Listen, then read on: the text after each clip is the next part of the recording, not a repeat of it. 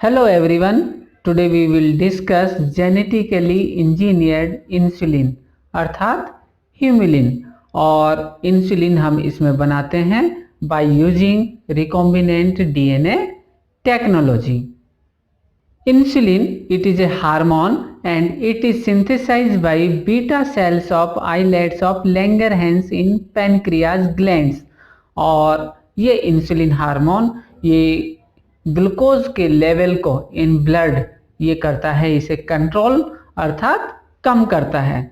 आप डायग्राम में देख सकते हैं कि यह है हमारे पास में एक पैनक्रियाज ग्लैंड, और इस पैनक्रियाज ग्लैंड्स में जो आइलेट्स हैं इसमें होती हैं अल्फा एंड बीटा सेल्स। तो इसकी अल्फा सेल्स ये रिलीज करती हैं ग्लूकेगॉन हार्मोन और बीटा सेल्स ये सिंथेसाइज करती हैं इंसुलिन हार्मोन। तो यहाँ पर आप डायग्राम में देख सकते हैं कि इसकी जो नॉर्मल आइलेट्स हैं ये तो ठीक हैं, लेकिन डायबिटीज 1 के केस में मीन्स जो कि एसोसिएटेड है किससे, इंसुलिन से, इसमें डिस्ट्रॉय हो जाती हैं बीटा सेल्स। और जब ये बीटा सेल्स डिस्ट्रॉय होती हैं तो ये pancreas it can't synthesize insulin hormone. जब रिकॉम्बिनेंट इंसुलिन का प्रोडक्शन नहीं होता था तो उससे पहले जो इंसुलिन है वो बनाई जाती थी from pancreas of pigs and cow sorted for meat production. और वहाँ से जब इंसुलिन मिलती थी तो ये इंसुलिन जो है इसके चांसेस थे कि ये कंटामिनेटेड हो सकती है और इसके प्यूरिफिकेशन में भी काफ़ी प्रॉब्लम्स आती हैं, साथ में ये हो सकती है एलर्जिक। तो इस केस में ये ज़्यादा इफ़ेक्टिव नहीं है। तो प्रेजेंट में जो इंसुलिन बनाई जाती है वो बनाते हैं रिकॉम्बिनेंट डीएनए टेक्नोलॉजी के थ्रू। अब सवाल आता है कि ह्यूमन इंसुलिन है क्या। तो स्मॉल प्रोटीन है और ये प्रोटीन बनी होती है अल्फा एंड बीटा चेन की, और इसकी अल्फा चेन ये होती है स्मॉल क्योंकि इसमें होते हैं 21 अमीनो एसिड, जबकि बीटा चेन ये थोड़ी सी बड़ी होती है और इसमें होते हैं 30 amino acid, means total amino acid मिलते हैं 51।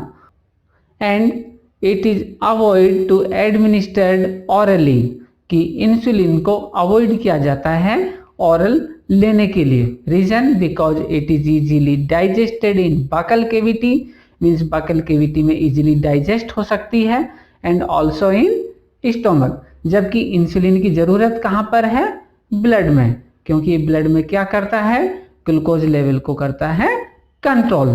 तो हम इसे डायरेक्ट इंजेक्ट करते हैं ब्लड स्ट्रीम में to digest sugar. How to synthesize insulin, recombinant insulin. तो सबसे पहले हम बात करते हैं नॉर्मल इंसुलिन की जो ह्यूमन बॉडी में बनती है। तो आप डायग्राम में देख सकते हैं कि इसमें है इंसुलिन के 3 पार्ट्स, जो ग्रीन कलर से हैं यह है बीटा चेन, ब्लू कलर से यह है अल्फा चेन। और डायग्राम में देख सकते हैं कि बीटा चेन काफ़ी बड़ी है क्योंकि ये बनी होती है 30 अमीनो एसिड की, जबकि अल्फा चेन ये है काफ़ी छोटी क्योंकि ये बनी होती है 21 अमीनो एसिड की। और जो थर्ड चेन है ये है सी पेप्टाइड। तो सी पेप्टाइड जब इनके साथ जुड़ी हुई होती है तो यहाँ पर यह है प्रो इंसुलिन, मीन्स अभी ये फंक्शनल इंसुलिन नहीं है। तो फंक्शनल इंसुलिन बनने के लिए ये सी पेप्टाइड यहाँ से होती है अलग, और अल्फा और बीटा चेन ये दोनों जुड़ जाती हैं किससे, डाइसल्फाइड बॉन्ड से। और डाइसल्फाइड बॉन्ड से जुड़ने पर ये बनाती है functional insulin. Recombinant DNA technology के थ्रू जब हम बनाते हैं इंसुलिन तो हम करते क्या है, अल्फा चेन और बीटा चेन इनके जीन को ट्रांसफ़र करते हैं वेक्टर में। वेक्टर में ट्रांसफ़र करने के बाद इस वेक्टर को ट्रांसफ़र करते हैं ई कोलाई में। अब इस ई कोलाई को हम कल्चर करते हैं एक बड़े लार्ज वेसल में, और इसे कहा जाता है बायो रिएक्टर। और बायो रिएक्टर में जब हम इसे करते हैं कल्चर तो प्रोडक्शन होता है अल्फा और बीटा चेन का। तो यहाँ पर जो अल्फा और बीटा चेन है ये बनती है इंडिविजुअली अलग अलग, तो इन दोनों प्रोटीन को हम मिला देते हैं with the help of disulphide bond, और जैसे ही डाइसल्फाइड बॉन्ड से हम इसे जोड़ते हैं तो हमें मिलती है फाइनली रिकॉम्बिनेंट इंसुलिन, जिसे कहा जाता है ह्यूमिलिन। और इन 1983 इली lily an American company prepared the first Humulin. Extended learning कि इंसुलिन को किस तरह से सिंथेसाइज किया जाता है, कि जो हमारा आर्टिफिशियल जीन है इसे लाइगेट करते हैं हम विद लेक जेड के साथ। तो हमने चैप्टर 6 में डिस्कस किया था लेक ऑपेरॉन, और इस लेक ऑपेरॉन में हम यूज करते हैं लेक जेड जीन, और ये जेड जीन जो है ये सिंथेसाइज करता है बीटा गैलेक्टोसाइडेज एंजाइम का, और बीटा गैलेक्टोसाइडेज एंजाइम के हेल्प से हम सिंथेसाइज करते हैं alpha and beta chain of insulin. तो आप डायग्राम में देख सकते हैं, यहाँ पर हम लेते हैं आर्टिफिशियल जीन, और इस आर्टिफिशियल जीन ए जीन और बी जीन इसे इंसर्ट करते हैं विद लेक ऑपेरॉन जेड के साथ।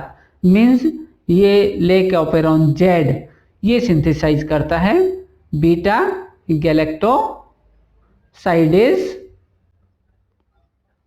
एंजाइम।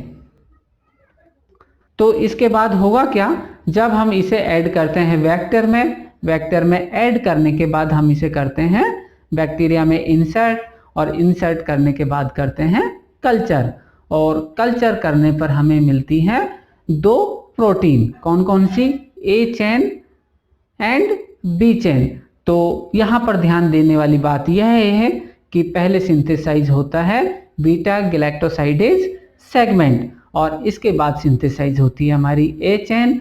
इसी तरह से सेकंड बीकर में भी हमारी पहले सिंथेसाइज होती है बीटा गैलेक्टोसाइडेज सेगमेंट, उसके बाद बी चेन। तो इसे हम इजीली आइसोलेट करते हैं। आप देख सकते हैं डायग्राम में, यहाँ पर इन दोनों के बीच में मीन्स बीटा गैलेक्टोसाइडेज एंजाइम और ए चेन ये दोनों आपस में जुड़ी हुई हैं, किसके थ्रू, मीथियोनिन के थ्रू। करना क्या है, इसे करना है कट, और कट करते हैं किसके थ्रू, साइनोजन ब्रोमाइड से। तो जैसे ही हम साइनोजन ब्रोमाइड से कट करते हैं तो कट करने पर जो बीटा गैलेक्टोसाइडेज सेगमेंट है ये होता है अलग, और हमें मिलती है दो अलग अलग प्रोटीन, कौन कौन सी, ए एंड बी, और इन दोनों ए और बी चेन को जोड़ दिया जाता है डाइसल्फाइड बॉन्ड से, और डाइसल्फाइड बॉन्ड से जोड़ने पर हमें मिलती है फंक्शनल इंसुलिन, या फिर हम कहें तो ह्यूमिलिन। और इस डायग्राम का सोर्स था T.A.. Brown biotechnology. Thanks for watching. Please like, share and subscribe our channel Biology Academy. Thank you.